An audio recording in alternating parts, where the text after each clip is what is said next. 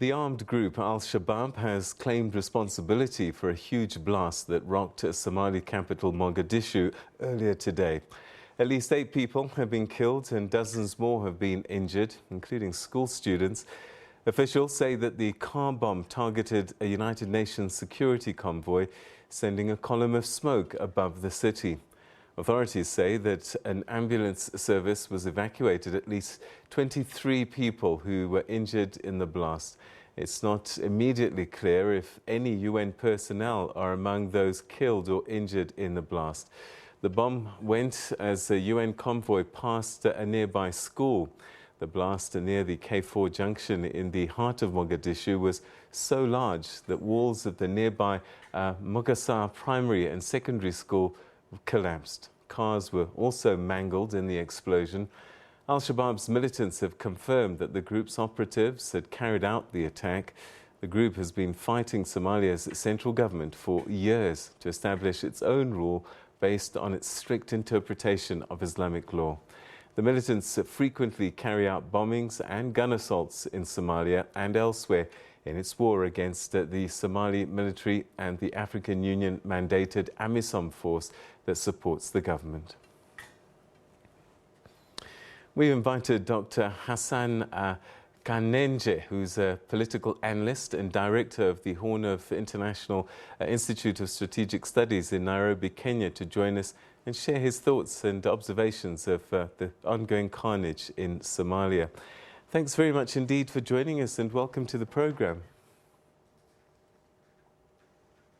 Thank you, Peter. What would you say is behind these latest attacks? We've been more focused on the internal wranglings of the central government, who was going to run the country, a president who didn't want to leave. People had almost forgotten that they were actually in the middle of a militancy problem with Al-Shabab. I think it's a way for Al-Shabab, which is an Al-Qaeda affiliate and a terror group that's been conducting terrorist attacks in Somalia as well as in regional countries such as Kenya and Uganda, that they are still a threat, that they're still, they need to be taken seriously, and that they are determined to ensure that chaos reigns in Somalia so they can find fertile ground to be able to thrive. And I think that threat is still present and is still going to continue. And again, they don't care who gets killed and injured. To detonate bombs near a school with children. I think while they claim that their primary target were Westerners, at least in their words, in terms of targeting the so-called trainers, Al-Shabaab attacks have tended to be indiscriminate, for the better part of the last 10 years. And so whether they're children or women or innocent persons or passerbys, they're always going to be collateral damage as long as Somalia remains unstable and dysfunctional. And I think that is why efforts must be made to ensure that security and stability is restored in that country. All right, but their target is also the UN, the security apparatus there, partly because they are seen, I guess, in their eyes as part of the problem alongside the Somali government. Yes, Al-Shabaab has worked to discredit the Somali government, and Somali government itself hasn't done enough to be able to endear itself to people, in part because of the infighting. But of course, Al-Shabaab would like to portray AMISOM forces as well as their backers as foreign occupiers who need to leave what's supposed to be a Muslim land so they can be able to establish Sharia. And we know that that is, of course, utopian thinking, but that is an ideology that has formed the basis of ISIS and Al-Qaeda and their affiliates, such as Al-Shabab, or even the ones in Cabo Delgado or in the Congo region, in the larger part of Eastern, Central, and Southern Africa. And so it doesn't matter that they will not be able to achieve the results as long as they're able to paint foreign forces, including AMISOM forces, as occupiers. I think they're going to attain the objective in terms of narrative creation. Who is keeping them going? Where do they get their support from? Because they seem pretty well resourced for them to have been able to carry out this insurgency for so long. Now, while Al-Shabab shares ideologically certain similarities and certain aspirations with global jihadist organizations, largely there is little evidence to suggest that most of its funding is coming from abroad. However, there is evidence that they've used blackmail and extortion, especially collecting taxes, in Somalia itself, as well as even neighboring countries, in trying to build their war chest. And estimates range between anything between $250 to $350 million in terms of what they collect in a year. I think that is sufficient to be able to drive a group that is very determined at conducting attacks and trying to change the way civilized societies work. Is it still the case that, the government, if we can call it that, controls or tries to control mostly Mogadishu, and that outside of the capital, it's a free-for-all, and Al-Shabab controls the lion's share of that? While, of course, the government of the day may dispute that, I think facts say something that is very different. And I think it's a situation akin to what we saw in Afghanistan about the Taliban controlling the hinterland and the government of the day controlling Mogadishu. Now, unfortunately, the federal government in Mogadishu can barely control even Mogadishu itself. In the absence of AMISOM forces, it's unlikely that the government in Somalia will control any part of it outside perhaps the palace. And I think that has been a worrying trend, that in the view of what happened in Afghanistan, that AMISOM withdrawal and continued prolonged political stalemate in Somalia may lead to some kind of Talibanization of Somalia in ways that is going to be harmful, not just to Somalia's future, but generally to the entire Horn of Africa region. What does a continued insurgency like this, striking at the heart of the capital, mean for the current government and their ambitions to have elections and try and have some kind of democracy? Al-Shabab, of course, is hell-bent on ensuring they're going to disrupt any form of stability and any form of election that is going to grant legitimacy to any government which they do not recognize. And so their determination means that calls to the urgency, the need for political elite to be able to come together, prepare an election and allow a transition, because the longer it takes, the stronger the group becomes. And what we're likely to see is organized chaos in ways that is only going to profit the terrorist organization, which of course is going to ensure that Somalia remains unstable in many, many years to come. So what can be done to try and manage this insurgency? Clearly, AMISOM and other interventions are just not enough. Certainly. Number one, AMISOM in itself is not enough. We have seen the limitations of foreign forces trying to make political changes within a country. Ultimately, it's going to be the Somali people and Somali politicians to come together and chart a way out of this current stalemate. It is important that there's some kind of a political arrangement that's going to allow not just representation of many parties, but also to ensure that federal member states are going to work cohesively with the federal government, because right now they're working at crossroads.